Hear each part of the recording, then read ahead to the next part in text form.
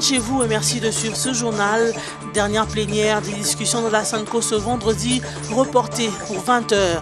Les participants ont adopté article par article le compromis du centre interdiocésain. Il ne reste qu'un point de blocage, la question de la primature, annonce un évêque. Mais accord ou pas accord, les évêques ont déjà décidé de mettre fin aux négociations directes entre signataires et non signataires de l'accord du 10 octobre 2016, ce vendredi 30 décembre. Et puis les USA qui encouragent les acteurs politiques congolais à trouver un accord sur la bénédiction de la SANCO. James Swad, ambassadeur des USA en RDC, arrivé fin mandat, qu'il a dit au cours de sa visite auprès du président de l'Assemblée nationale, estime que cet accord assurera une gestion pacifique du pays jusqu'aux élections prochaines. Et enfin, les agents et cadres du FPI ont clôturé jeudi dans la soirée leur atelier sur la validation des états généraux de leur institution. Les résolutions issues de ces assises permettront le redressement du FPI et sa pérennité. Clôture de pourparlers directs à la SANCO prévue pour ce vendredi 30 décembre. La conférence épiscopale nationale du Congo a annoncé que la plénière de ce vendredi, prévue à 14 h, qui consistera à mettre en commun les divergences traitées dans des commissions, aura lieu à 20 h, heure de Kinshasa. À l'heure actuelle où nous vous donnons cette information, les délégués ne savent pas encore si la signature de l'accord politique interviendra également cette nuit. Du côté de la majorité présidentielle, certaines sources parlent d'un accord qui pourrait être signé, mais pas sur toutes les revendications du rassemblement. En attendant, le groupe de 16, entendu 8 par composante, continue à travailler sur les divergences persistantes, notamment la primature qui doit être confiée au rassemblement et la restructuration de la CENI. Pour rappel, les évêques de la SANCO avaient déjà annoncé, accord ou sans accord, la fin et la clôture des négociations directes entre les acteurs politiques ce vendredi 30 décembre 2016 à 15 h 30 précise. Les États-Unis encouragent les acteurs politiques congolais à saisir l'occasion leur offerte par la médiation de la conférence épiscopale nationale du Congo afin de trouver un accord politique le plus vite possible. Un accord pour assurer une gestion pacifique du pays jusqu'aux élections prochaines.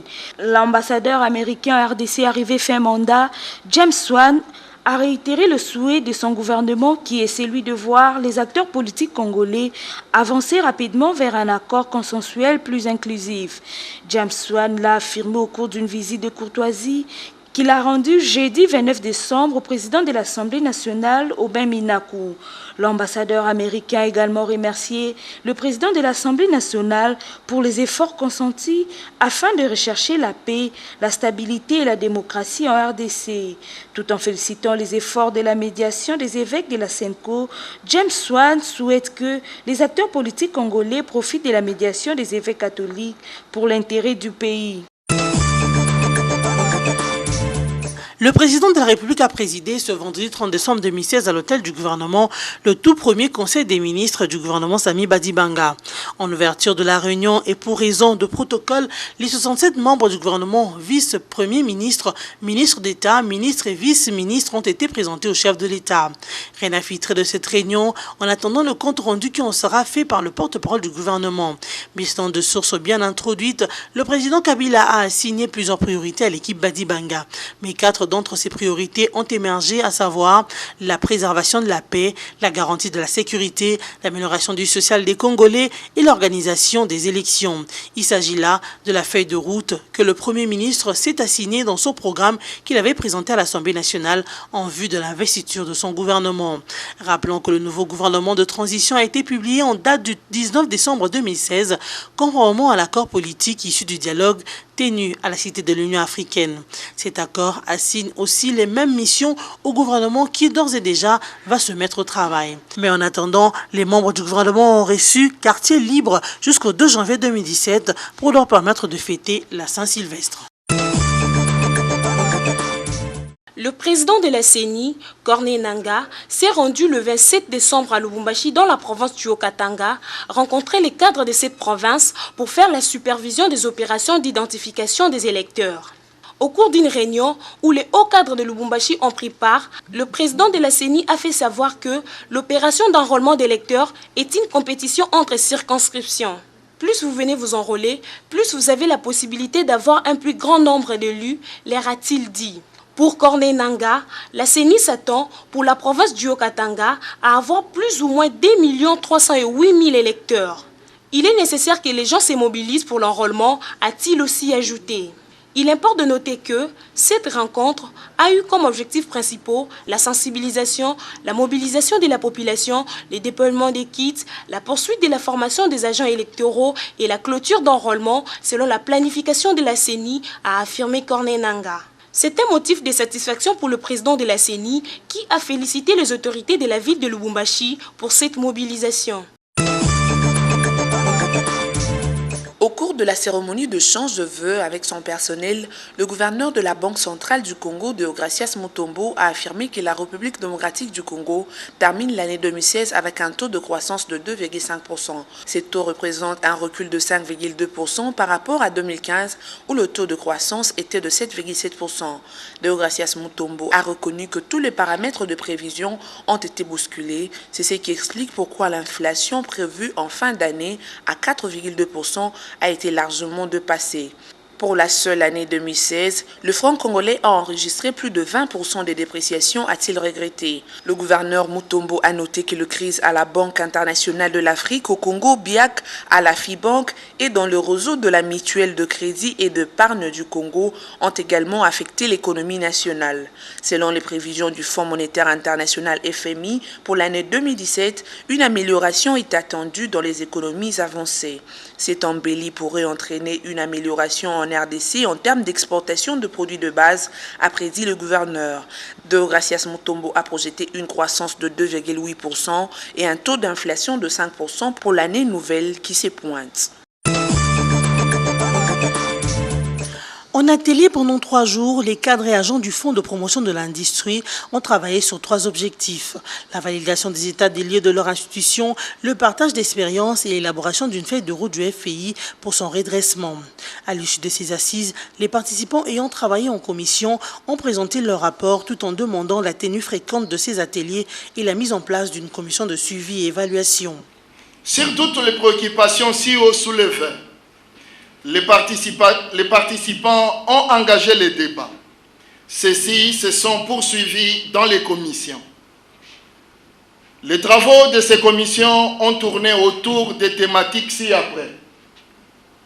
Gouvernance et réforme institutionnelle du fonds, mobilisation de la TPI et recouvrement des créances, évaluation et couverture des risques, maîtrise de charges, développement à moyen à long terme de l'institution et enfin l'éthique. Le ministre de l'Industrie a salué les résolutions de ces assises qui portent notamment sur l'amélioration de la gouvernance du FPI, la mobilisation accrue de... Mesdames et messieurs, voici le rappel de titres. Dernière plénière des discussions de la SANCO ce vendredi, reportée pour 20 h. Les participants ont adopté article par article le compromis du centre interdiocésain. Il ne reste qu'un point de blocage, la question de la primature, annonce un évêque. Mais accord ou pas accord, les évêques ont déjà décidé de mettre fin aux négociations directes entre signataires et non signataires de l'accord le 12 octobre 2016, ce vendredi 30 décembre. Et puis les USA qui encouragent les acteurs politiques congolais à trouver un accord sous la bénédiction de la SANCO. James Swad, ambassadeur des USA en RDC, arrivé fin mandat, qu'il a dit au cours de sa visite auprès du président de l'Assemblée nationale, estime que cet accord assurera une gestion pacifique du pays jusqu'aux élections prochaines. Et enfin, les agents et cadres du FPI ont clôturé jeudi dans la soirée leur atelier sur la validation des états généraux de leur institution. Les résolutions issues de ces assises permettront le redressement du FPI et sa pérennité. Fin de ce journal, merci de nous avoir suivis.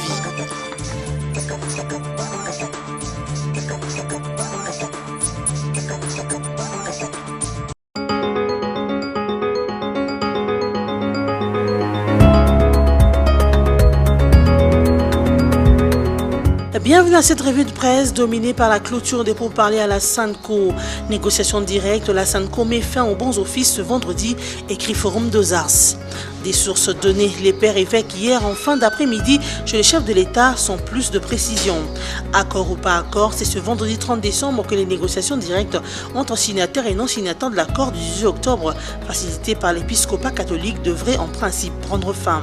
Est-ce pour prévenir le chef de l'État Joseph Kabila que la médiation a été allée hier le voir ou c'est pour essayer de lever les obstacles que les évêques catholiques ont décidé d'aller directement rencontrer le président Kabila? La plénière initialement prévue le jeudi à 16h a été renvoyée à ce vendredi 30 décembre.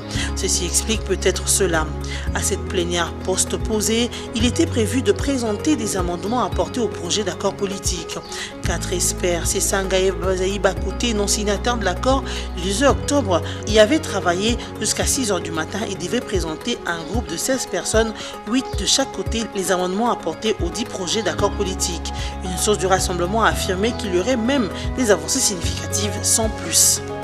Négociations directes, centre interdiocésain, l'accord attendu aujourd'hui, précise la prospérité. Ce sont des divergences sur le chef du gouvernement, les attributions du comité de suivi et la récomposition de la CENI qui persistent.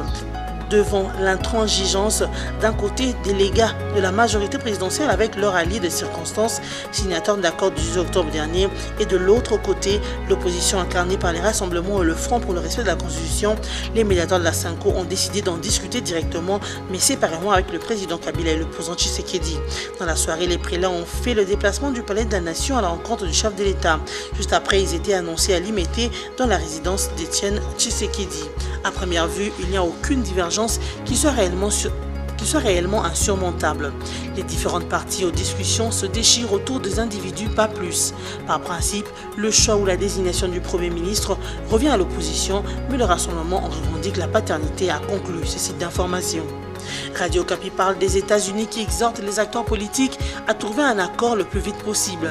Les États-Unis exhortent les acteurs politiques congolais à saisir cette opportunité offerte par la médiation de la Conférence épiscopale nationale du Congo pour trouver un accord politique le plus vite possible afin d'assurer une gestion pacifique du pays jusqu'aux élections prochaines. Arrivé presque à la fin de son mandat comme ambassadeur des États-Unis en RDC, James Swan a également remercié le président de l'Assemblée nationale pour les efforts qu'il a consentis afin de rechercher la paix, la stabilité et la démocratie en RDC. Actualité.cd note RDC ce que Kabila a dit à la Sanco ce jeudi. Exclusivement à Actualité.cd, un participant à la restitution faite par les évêques aux délégués du rassemblement a révélé le contenu de l'entretien Kabila-Sanco. Joseph Kabila est favorable au fait que la primature revienne à l'opposition, mais pas exclusivement au rassemblement comme l'exige ce dernier. Pour ce faire, l'opposition devra lui présenter 3 noms afin de procéder à travers son pouvoir discrétionnaire à la nomination d'un Premier ministre. 2. Il aurait également donné son avis favorable concernant le retour au pays des exilés politiques comme Moussa Nyamwisi, Roger Lumbala et Floribert Nzulumi. Les Kakatumbi, Mouyambou Diomi devraient être délibérés par une commission de magistrats constituée sous la direction de Tambo Mwamba. Il a précisé que la mise en application du dit accord ne pourra être possible qu'à partir de la session parlementaire de mars 2017 prochain. Selon une source d'actualité.cd ayant participé à cette séance de restitution faite par les évêques, le rassemblement rejette d'ores et déjà toutes ces propositions et compte ne pas se laisser faire. Sur son compte Twitter, Félix Tshisekedi, chef de la délégation du rassemblement assez pour parler, a parlé d'une probable rupture si le camp présidentiel campait sur ses positions. Après les rassemblements, les évêques ont également pris langue avec la délégation de l'AMP. Le secrétaire général de la Sanco, l'abbé Donatien Cholet, a déclaré hier jeudi à la presse que les discussions devraient se clôturer obligatoirement aujourd'hui, vendredi 30 décembre. Les dernières heures du dialogue risquent d'être chauds, conclut Actualité.cd. Et du côté de CongoVirtuel.net, on parle de collègue Breckman qui intoxique et berne la jeunesse congolaise. Fou furieux que les choses ne se soient pas passées comme prévu, malgré les gros moyens mobilisés et le grand nombre de fantoches enrôlés, l'Occident, en dépit de l'évolution en faveur de ses visées dans les assises du centre interdiocésain, tel un félin affamé face à une proie à sa portée, montre ses dents et sort ses griffes. Étant donné que le protocole de la révolution de couleur planifié contre l'actuel pouvoir congolais était basé sur la manipulation de la jeunesse par laquelle l'Occident espérait facilement écrouler la citadelle du régime congolais, malgré tout, espérant contre toute espérance et voulant signer sa contribution à la réussite du complot, Colette Breckman adresse un chef-d'œuvre de manipulation à la jeunesse, crue dupe de la RDC. La journaliste doyenne, dans une lancée de négation de tous ses écrits antérieurs sur les causes des malheurs congolais, affirme gratuitement que la désillusion de la jeunesse congolaise est due à une défaillance ou une dérive du pouvoir quinois dans une rhétorique à visée incitatrice à un soulèvement populaire mal voilé.